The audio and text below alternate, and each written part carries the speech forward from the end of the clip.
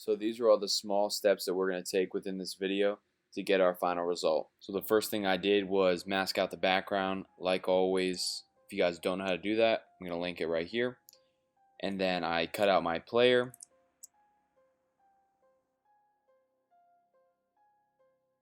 And then I missed part of his foot, so I had to add that back. And then I cleaned up the edges. And then I got rid of the ball that he was sitting on because I'm going to replace that later on. The next thing I did is adjusted the camera raw filter. So whenever I first started to edit, camera raw filter was something I never touched, and that was a big mistake. So I want you guys to really focus on that. Texture and clarity are the two most important things. I always crank up texture. Just makes your image more clear, and I think it gives it a really good look. So in this particular edit, I took down the contrast and I increased the highlights to increase the light that was on Kyrie, and I also increased the vibrance and I decreased the saturation. The next thing I did was adjust the curves, which basically is the light that is reflecting on Kyrie.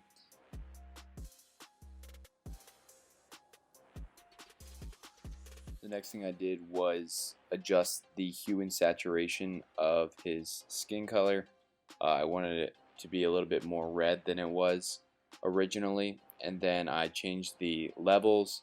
So with levels, when I set it to multiply, that means I want to darken those areas. And then when I change the second levels to screen, those are the areas I want to brighten. So usually those are the areas that are already pretty bright. And then I applied different adjustment layers on top of those layers. And I want to make this clear, there's no right way to edit a photo, edit a design, or edit an object. It's really just what you prefer and what you think looks good. So I added different adjustment layers, and you can see me like playing around with different colors and different levels and curves. And you can see me here adjusting the color lookup. I like to try different options within color lookup just to see how they look. So I didn't end up going with any of the color lookup options just because I didn't think it looked correct. So this is me basically just going through the different types and seeing what it looked like before and after, and ultimately I was just like, I don't want this. And then I added some Vibrance, and what Vibrance does is bring out your colors a little bit more, and I feel like it makes it pop, so I always like to add it. And I also tried to add a photo filter, making it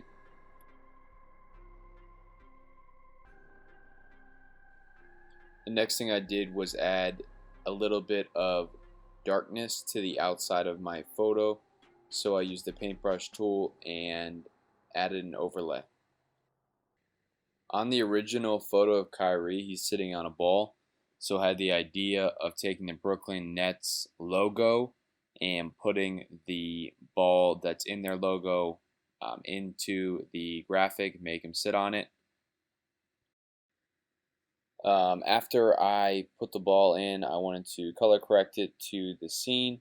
He's sitting on top of it, so I knew that the shadow needed to be a little bit darker. And then I also adjusted the shadow that was directly underneath Kyrie. The next thing I did was add a logo, and then I added a bevel and embess to create a light source from the top of the photo. Looks something like this. And then I added my two legends. After I added both of them, I made adjustments like I did to Kyrie. I added different highlights and I adjusted the levels of them. And then finally I added a color lookup for both of my two legends. After adding a quick overlay, this is my final result.